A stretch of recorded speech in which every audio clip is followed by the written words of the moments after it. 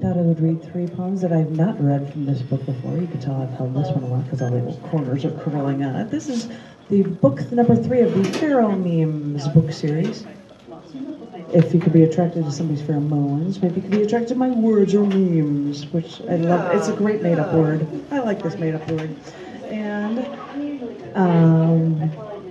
this first poem is not about a girl, unless I'm a girl driving. This one's called Violations Tested. Was driving to meet someone who had so little time off for lunch. Was running late, still a few miles on a stretch of I-20 to their office. So, although the sign said 30, I went 55, following a cop speeding down the street. So, after about a mile, that copper turned his lights on and signaled me over. And he walked over to my Saturn, asked me if I knew how fast I was going. And I replied, saying, I don't know. I was just following you, sir. And I waited. If he wrote me a ticket, then there'd be a record that he was speeding while not in pursuit. If he wrote me a ticket, his faults would be found, and cops want to think that they're invincible. So the cop finally said to me, after looking at me for more than a moment, watch what you're doing, and watch your speed in the future. That's all he said. And I nodded very subserviently, yes, sir, and I, a little bit slower, went on my way. I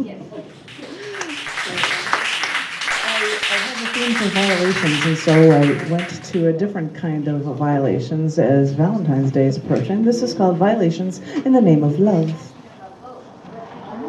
A long time ago, a long-time friend was engaged to the man of her dreams, but she violated their trust when she started sleeping with a coworker. As she told me, I love this guy, but everyone here loves my once fiancé.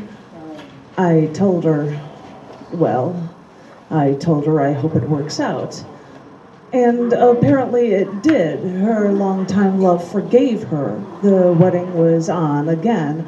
And she even asked me to be a bridesmaid, but that's when everything started going so wrong. I'd respond to her every email, and even though I tried to appease, she would be enraged at me because I believed in truth. So, according to her, apparently honesty is not what friends are for. Then when I saw there was no way that this friend could ever be moral or honest to her friends, to the man that she'd marry, or even to herself, that's when I ended the friendship. We were no longer friends, but because of our past, she invited me to her wedding. I didn't go to the church for her lack of morality. A church seemed kind of ironic, but I went to the reception on February 10th. Did like everyone else and complimented the bride. But they played country music, which wasn't really my style. So even though there was snow outside the reception hall doors, I went outside to dance with my love in the snow when the music might be more muted. A minute or two after the dancing, an old man walked outside and asked to cut in.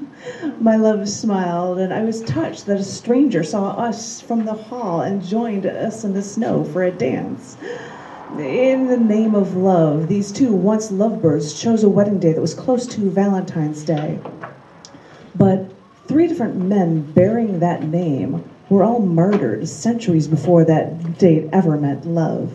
I suppose it makes me smile knowing that my parents were married February 18th for Valentine's Day.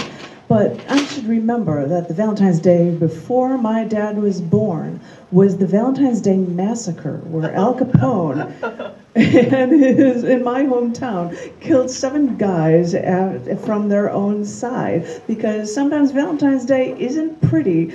And even though my once friend married near that date, that was only another sign to me that her marriage would never last. Years later, I hear from another woman that remained her bridesmaid that, she's actually divorced now. And she should have known that violations in the name of love would never lead to happiness. Violations of that nature, no matter your implied intentions, will never set you free where true love is meant to be. Okay, and on something really goofy. I think this was like, can you write a poem about something ludicrous? And somebody said, being out of wedding dresses. And so I wrote this piece. It's called Out of Wedding Dresses. When they said that there was a shortage of wedding dresses, the women wondered if they'd have to climb a stone wall exterior to get through the windows into a fabric store just to find the right fabric to make just the right dresses for just the right day. Of course, these women don't know how to sew, but don't confuse them with little details like that, because desperate times call for desperate measures. When women have been spoon-fed this preposterous notion of a fairy tale day, where they're told that this is the day that they are a princess, it's all about the bride. So a shortage of wedding dresses would really throw a monkey wrench into their grand scheme. Come on, ladies. Look for any wedding dress. Your big day is coming, and no one is going to stop you from getting everything you ever think that you could possibly deserve.